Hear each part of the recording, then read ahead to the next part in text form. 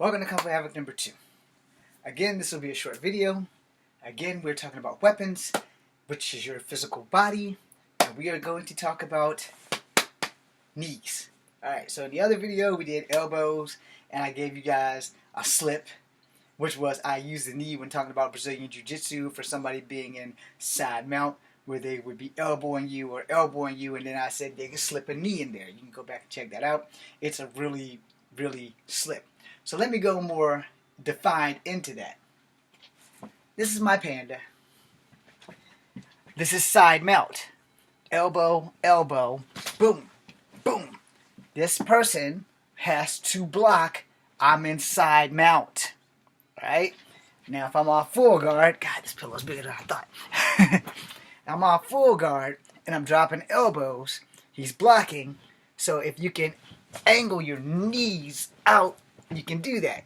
Now, I'm pretty sure that that's illegal in BJJ. You rarely see people in the UFC doing that because most people are in go mode instead of combat thinking mode. They're just in go mode. So if you can angle your knees and boom, boom, boom while you're trying to drop. Now, have you seen my left elbow was coming down and my right knee was striking? Now, a lot of people are going to say, that's impossible. I say, no, it's not. You see me doing it. The pillow just can't resist. But you have to look for an opening in a fight. So if you're dropping elbows and this guy's blocking them, he ain't thinking about your knees. So you're going to put your knees there. Now, do I recommend that?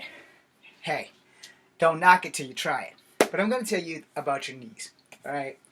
So for the most part, if you are a martial artist, you probably know this just as well as I know this.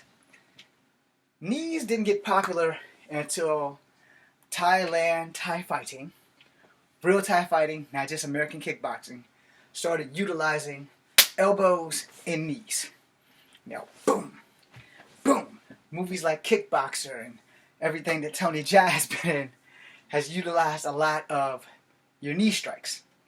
Now, the thing about knee strikes is you kind of got to be in the right position to use them, or your opponent has messed up for you to use them. So if somebody's coming at you and they're moving really fast, and you sidestep, pull them, and drive a knee and then an elbow. Now you should have said done the elbow in the other video, so now I give you an elbow strike. So elbow strike, after kneeing them in the gut, you want to elbow them.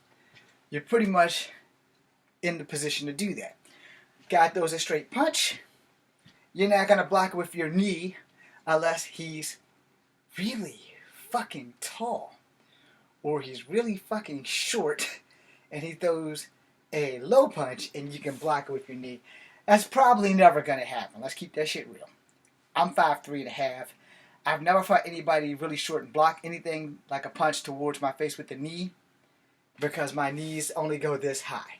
Alright? I can kick it off with a crescent kick, or I can sidestep it and block it, but I've never blocked anything at face level with my knees. My knees aren't that tall. Alright? So, it can be done. Right size, right person, right training, it can be done. Nothing is impossible. Understand that from the jump. Nothing is impossible. Highly unlikely, maybe improbable, but not impossible. Now, if you're fighting a kickboxer who only uses his knees, then you may have to understand how the human body works. You know, block this way, block with the knees, strike with the knees. Now, if you're going to do a jumping knee, you got to set the guy up for it. You can't just jump through the air and knee him in the face. Some people can, you know. If they're already beaten, then yeah. But, you know, right from the jump, you're going to have to get really lucky or be really fucking fast to jump and knee someone in the face as soon as the bell rings. That's not going to be something that I highly recommend. It's going to be something that I say, hey, everybody can get lucky once. I would prefer you have at least damaged the guy a little bit, because if you throw that knee and he blocks it, he's got you all day because he's blocking your knee. He can come in with an elbow. He can come in with the jab. He can come in with a push. He can come in with a double palm strike, which will push you off. While you're still up here like this, he pushes you off your solar plexus or your chest or your gut. Down you go. Then he's on you like stink on shit. So what do? You take an ass whooping. That's what you're going to do. You're going to take an ass whooping. Let's keep it real. You're going to take an ass whooping. You might not want to take that ass whooping, but I promise you, you're going to take that ass whooping. So, do you knee people in the face? Off the bell. If you're coming out of my camp, the answer is hell no. But, if that fucking shit works, I'm not going to tell you you can't do it. I'm only going to tell you I don't recommend it. But, hey, everybody's their own fighter. Now, the thing with knees, your ankles. You got to be able to get that damn thing up there. For your power to work, depending on how you've been taught, you got to torque that hip. And when you torque that hip and throw that knee in there, you got to make sure that you torque that shit right. But you have to worry about the factor that this guy you're fighting may know the same shit. So if you're torquing and turning that knee, and he turns and blocks like this, and your knee hits his knee, it's a good block. It's an honest block. Now, if he blocks it with a push kick when you're throwing that knee, and he pushes that off, there's a good chance he can break your fucking leg. So you need to set the guy up to use the knees. You do have to set them up to use the elbows, but not as much as when you have to use the knees. You have to work a little bit harder using knees versus using elbows. But it also depends on the situation. If you're in Brazilian Jiu-Jitsu, as I was doing earlier with the Panda, and you're dropping elbows and knees, you really want to have him in a good position that you can actually make a strike count. Where if you're in the streets, it's fair game to say, whatever happens, happens, and you're going to use what's available in the middle of the fight. You're not going to go into a street fight saying, I'm going to punch him in the face, I'm going to elbow him, and I'm going to knee him. Because that's what you'll be thinking in your head, and when that fight starts, ain't none of that shit going to happen. You ain't going to remember nothing that you thought of when that fight starts. I promise you, everything that happens in that fight will mostly be instinct and instinct alone. Alright? Now, if you're making a movie, okay, it's scripted. So in the script says he throws 1 punch, 2 punch, I block, I strike with a knee. But there's something missing. How do I get him to the position where I can use my knee if he only threw 2 punches and I blocked them both? There has to be something in the middle, right? Yes. So you have to understand that's why it's a scripted fight, because scripts change in the middle of fights. Somebody might come in and choreograph like, I really don't like that. Let's do something else. So let's have him throw 2 punches, you block 2, he throws a front push kick, you push him off by using your knee to block it, and then you strike, and then he has to show you how that looks. Which there's no room in here, and I don't have someone to work with. So that kind of wipes that out. This doesn't have legs. So that's not going to work, and Pikachu's legs are too short. Of course. Sure, you don't have a Pikachu. I've had Pikachu. Anyway, his legs are too short. And he's always waving high. So, to top it off, the thing with knees. Knees are very strong strikes because your legs are naturally stronger than your arms for most people. And specifically more for women than men, because most women, hips are made for bearing children. So they're going to have a lot stronger leg strength than most men. Now, on a side note, so that I'm fair, most shorter men have stronger leg strength depending on your genealogy, your physiology, and how much you train. If you look at the bodybuilders back in my days when I was really young, how they had those stick legs and those big-ass broad body parts, big muscular six-pack, big muscular back, and they didn't really work their legs. Yeah, those guys, you could probably break their legs. But nowadays, bodybuilders are full-out Batista-sized figures. So, you're going to have to work harder. Now, the thing about fighting, and I'm going to say this because I want to end this video because I don't want to keep you guys longer than 10 minutes. The thing about fighting, your fight will always be different every fight.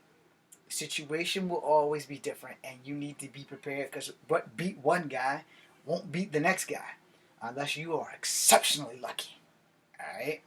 Sometimes you may have to choke a motherfucker out. I'm sorry I had to put it that way. But, at the same time, you could get by him and throw an elbow. If he goes way past and you get an elbow, as many elbows you can get. Boom, boom. That should have been in the other video, but it's not. But the same basics work for knee. He gets by you. Wham! You drive that knee right up in there. If it knocks the wind out of him, if it's done right, he'll probably drop and the fight might be over. If he's one of those guys who was like me, who never say die, and gets back up, you're going to have a problem on your hands. You want to end your fighting problems as quickly as possible. As you get older, your body doesn't move as fast as it used to. As you get older, your skill level may increase, but your speed decreases for most people. I'm going to leave that at that because that kind of is what they say mythological. I've actually still kept up some of my speed from my 20s into my 40s. So, I'm still hella quick. Anybody can tell you I'm still hella quick. That's not a camera trick. Right? That's not a camera trick. Let me slow it down for you. Boom, boom, boom, boom, boom, boom. Alright? That's not a camera trick. That is not a camera trick. I wish it was, but it's not. Anyway, your speed, for some of us, diminishes a little bit as you get older. I'm in my middle 40s, so I still got some speed, But the thing is, I think that really only happens if you think about it. Instinctively, your instincts will kick in. And if you actually have been doing this for a long time and it becomes second nature, there's a big difference in your metabolics and your ability plus your BMI, which will either increase or decrease your weight, speed, and power. Right? Your BMI is your body index, your body mass index, whatever the hell. And sometimes the bigger you are, the slower you are. Sometimes the bigger you are has no effect on your speed at all. But if you're just naturally quick, you're naturally quick. It's the same thing with people who are naturally gifted. They can see a move and copy that son of a bitch down to the pack. So finally, we're going to end your knee video with knowing this.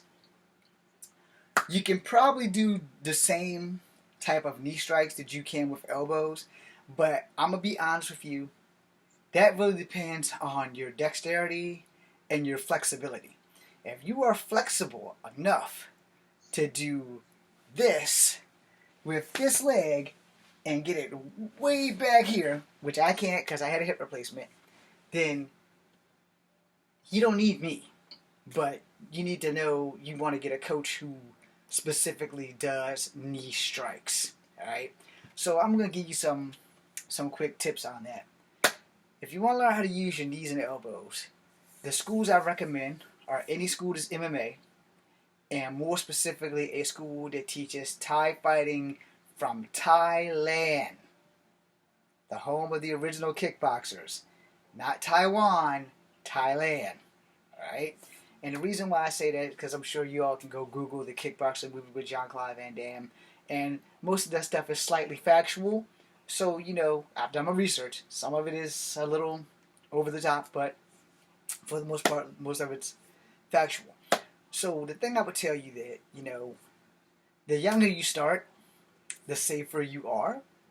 The older you start, your body has to adapt. And if you're starting in your 40s, may God have mercy on your soul. Unless you're really, really healthy. If you're really healthy in your 40s, man, hell, knock yourself out. I'm not going to knock anyone. I joined the Army at 37. So basically the best thing I can tell you is that, nothing is impossible. Highly improbable, highly unlikely, yes. But impossible, no. But you also remember that you have your standing knee attacks, where you're just standing, and you have your jumping knee attacks. You have your jumping, spinning knee. That is probably one of the most dangerous knee moves you can do. Not just because it's dangerous to your opponent, but it's equally dangerous to you if you miss. But so is anything if you miss. So just remember, your knees and your elbows are some dangerous ass weapons. It will help you to utilize them and to know when to use them in combat, when not to use them in combat, what makes good movie combat, and what does not make good movie combat. If you miss a flying knee in a movie, they can edit that shit. If you miss a flying knee in real life, kiss your ass goodbye. This is Kung Fu Havoc number 2. Be seeing you.